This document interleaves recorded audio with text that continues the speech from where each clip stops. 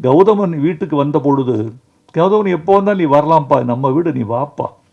கௌதமன்ட்டு எனக்கு ஒன்றும் பெரிய வியாபார பேச்சுவார்த்தையோ இவ்வளோதான் பணம் கொடுக்கணும், நீ கொடுக்குறத வாங்கிக்கிற, நீ கொடு, கொடுக்கும்போது கொடு, கொடுக்குறத கொடு.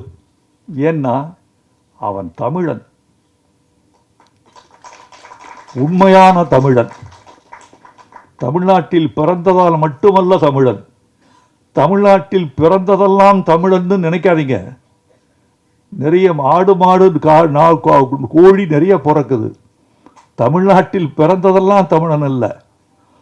இன்னொரு தமிழனுக்காக தன் உயிரில், உடம்பில், வாழ்வில், பொருளில் எவன் பங்களிப்பு செய்கிறானோ அவன்தான் தமிழன். அப்படிப்பட்ட பங்களிப்பு செய்யக்கூடிய வீரன் நம்முடைய கௌதமன்.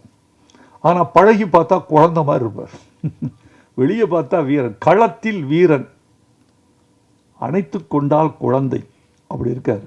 அவர் வந்தபோது அவர் கதை சொல்ல சொல்ல அவர் கண்களில் ஏற்பட்ட நெருப்பு இருக்க, டேய் அப்பா என்ன எதையா இப்படி தீவிரமாக இருக்கார் நம்ம கௌதமன் கவிஞரே அப்படி சொல்லுகிற பொழுது அவருடைய உடல் துடிப்பதும், உதடுகள் துடிப்பதும், கண்கள் சிவப்பதும், உடல் மொழி உக்கரமாவதும், அவருடைய ஜாடைகளெல்லாம் வேறு உயரத்துக்கு செல்வதும், அடிக்கடி நாற்காலியை விட்டு அரையடி எழுந்து கொள்வதும், நான் விட்டா நாற்காலி மேலேயே நின்று வர போல் இருக்கு அப்படி இருந்து சொல்வதும், பாடல் வாங்க வருகிற பொழுது அந்த பாடலை நான் வாசித்து காட்டுகிற அந்த நிமிடத்துக்காக அவர் தவிக்கிற தவிப்பும், முதலாக காதலியிடமிருந்து காதல் கடிதம் வந்தால் காதலன் எப்படி காத்திருப்பானோ அப்படி கவிஞர் பாட்டு ரெடியா, இப்போ நான் படித்து காட்டுறேன், காட்டுங்க, படித்து காட்டுங்க. இந்த படையாண்ட மாவீரா மாவீரா மாவீரா வா வா வீரா மாவீரா பாட்டை கேட்கும் போதெல்லாம்